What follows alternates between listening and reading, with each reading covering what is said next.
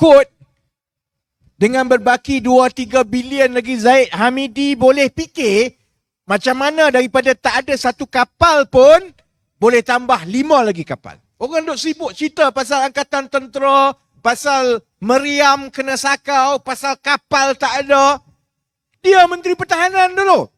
Ada pernah dengar tak dia cakap apa-apa? Tak ada sekali. Saya tengok tiap-tiap hari. Tak percaya pergi tengok kat Facebook dia. Tengok kenyataan media dia. Tengok laporan-laporan akhbar. Tak ada. Dia ratip satu saja. Pilihan raya. Kalau banjir kami redah, kalau banjir kami redah. UMNO pun macam itu. Bila kali terakhir saudara-saudari tengok perjumpaan UMNO, Barisan Nasional, bincang pasal rakyat. Dulu 3-4 bulan lepas, dia jadi perjumpaan menangis beramai-ramai sebab rindu dekat Najib. Ni kalau saya jumpa Najib, saya nak beritahu kepada dia, saya simpati dengan Najib. Sebab rupanya orang UMNO ni, dia sedih dan menangis pasal Najib sebulan pertama je. Sekarang ada nampak orang UMNO sekarang sedih nak jumpa Najib? Tak ada lah. Hilang lah. Cerita Najib sedih, rindu kat Najib ni tak ada lah.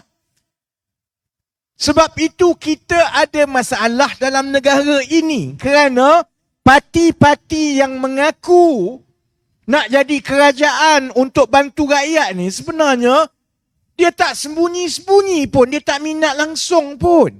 Dia fikir, kalau Zahid kita faham lah. Dia fikir kena jadi kerajaan secepat mungkin sebab kes dia akan habis akhir bulan 11. Jadi kena ambil alih kerajaan sebelum kes dia habis akhir bulan 11. Saya sebenarnya fikir-fikir balik, tak apalah nak panggil pilihan raya. Kita dah biasa, kita sedia secepat mungkin. Sebab saya pun letih. Ni bila tak tahu bila pilihan raya ni, saya tiap-tiap 2-3 hari sekali, saya mimpi bubar parlimen. Oh, dalam mimpi bubar bangun. Allah, tak bubar lagi, mimpi rupanya. Dah 3 kali dah. Yang terakhir, mimpi Ahmad Maslan buat kenyataan bubar parlimen. Jadi tak apalah, lagi cepat bubar lagi bagus. Supaya kita tak mimpi. Tapi saya duk fikir tak, kalau saya mimpi bubar parlimen, saudara-saudari bayangkan mimpi Zahid Hamidi macam mana. Dia tidur, mimpi, dia rasa Najib ada kat sebelah dia dalam sel yang sama. Lagi teruk. Sebab tu saya fahamlah kalau dia tak peduli dah semua, asalkan masuk pilihan raya, sebab dia yakin kononnya rakyat akan undi dia. Saya tak bimbang sangat soal rakyat undi siapa ni. Sebab ini proses demokrasi. Masuk pilihan raya, tugas ahli politik macam kami ialah bentangkan, tunjukkan dan yakinkan kenapa patut undi kami, bukan undi UMNO, bukan undi PAS, bukan undi Bersatu, bukan undi MCA. Undi PH. Jadi saya tak bimbang.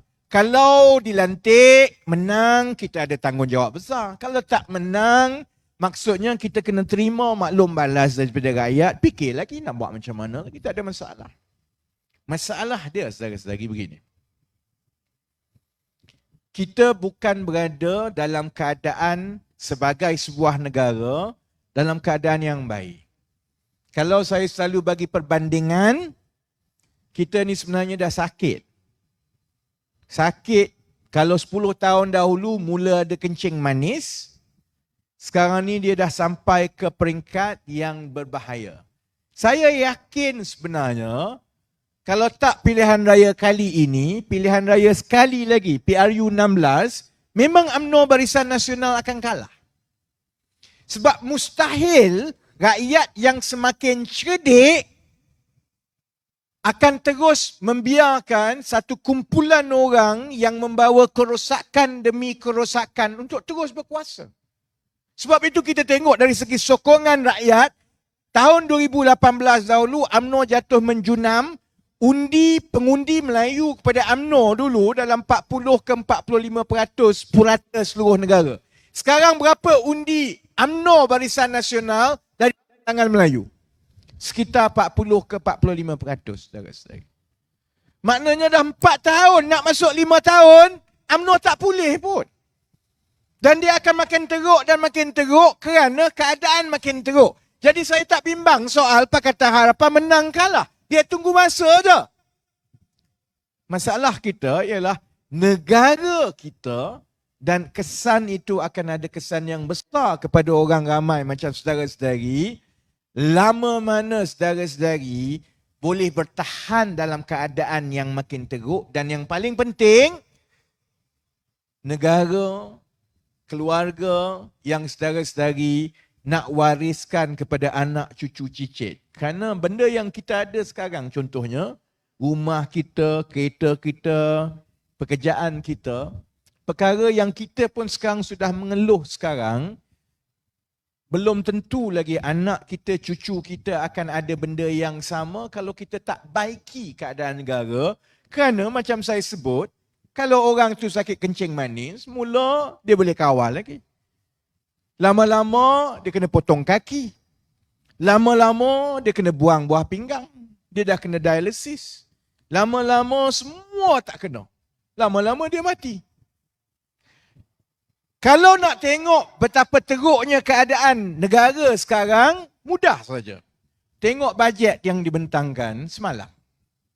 Ramai orang tanya, yang itu betul ke kamu dalam TV3 tu dah nak kiamat ke apa? Tiba-tiba TV3 jemput Rafizi masuk. Bukan 10 minit, bukan 20 minit, 4 jam.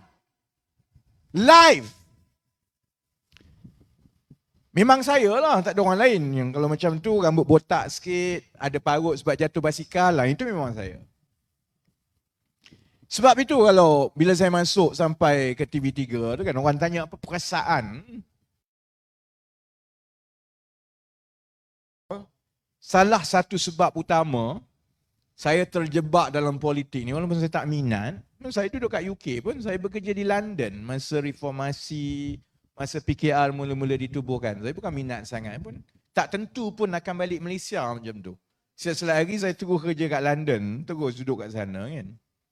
Tapi salah satu benda yang meyakinkan saya bahawa saya terpanggil untuk membantu, salah satunya ialah TV3.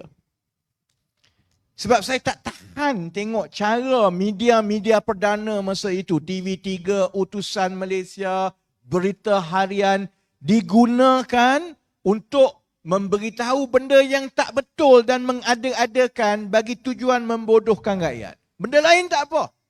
Sakau duit tak apa lagi, kita boleh kejar dan humban dia dalam penjara. Tapi yang saya tak boleh tahan ialah apabila kita dilayan seperti orang bodoh oleh kerajaan yang kita letak dan bayar gaji. Yang itu saya tak boleh tahan.